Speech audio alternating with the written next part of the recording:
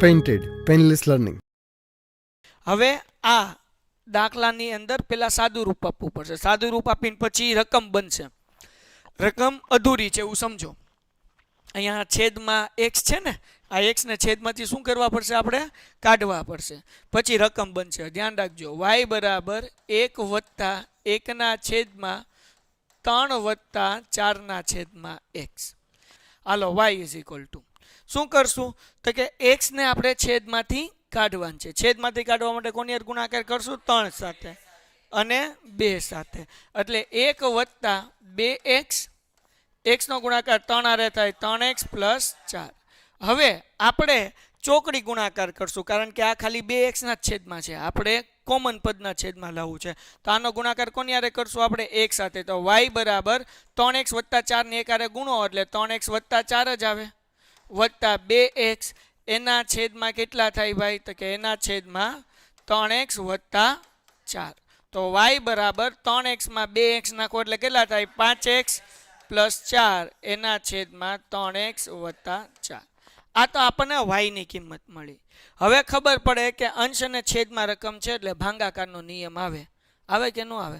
તો ભાગાકારના નિયમ અહીંયા તમે સૂત્ર મૂકો તો તમને ખબર પડે તમારે શું શું ગોતવાનું. dy અપોન dx બરાબર v કાઉન્સમાં du upon dx minus u કાઉન્સમાં dv upon dx છેદમાં v નો સ્ક્વેર. ડન થઈ ગયું? ઓકે, આ સૂત્ર યાદ છે ને બધાને? આપણે હમણાં કર્યું આની પહેલાના લેક્ચરમાં. બરાબર.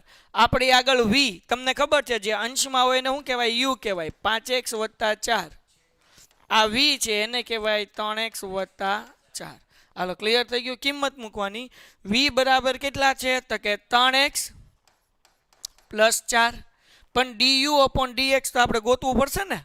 તો આપણે આની હેઠે જ અહીંયા એની બાજુમાં જ ગોતી લઉં. du અપોન dx આપણને શું મળશે? આ બેનો ગુણાકાર 5 એકા 5. આ જે 4 છે એ તો થઈ જાય 0.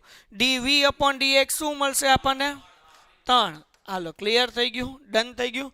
કાંઈ નથી કરવાનો. ઘાતનો સહગુણકનો ગુણાકાર 3 એકા 3.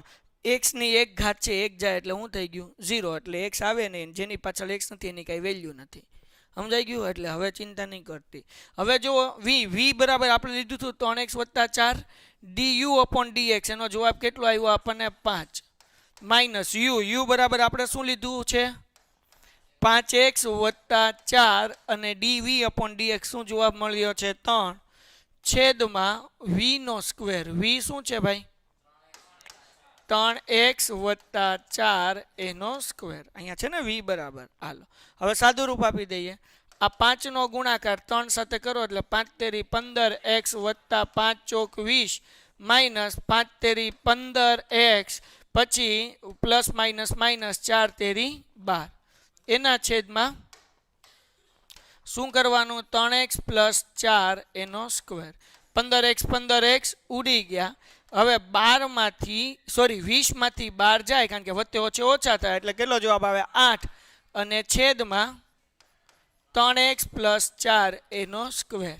મેં શીખવાડ્યું હતું છેદના કોઈ દી ચાળા કરવાના નહીં. દાખલો પૂરો થઈ ગયો. Painted, painless learning.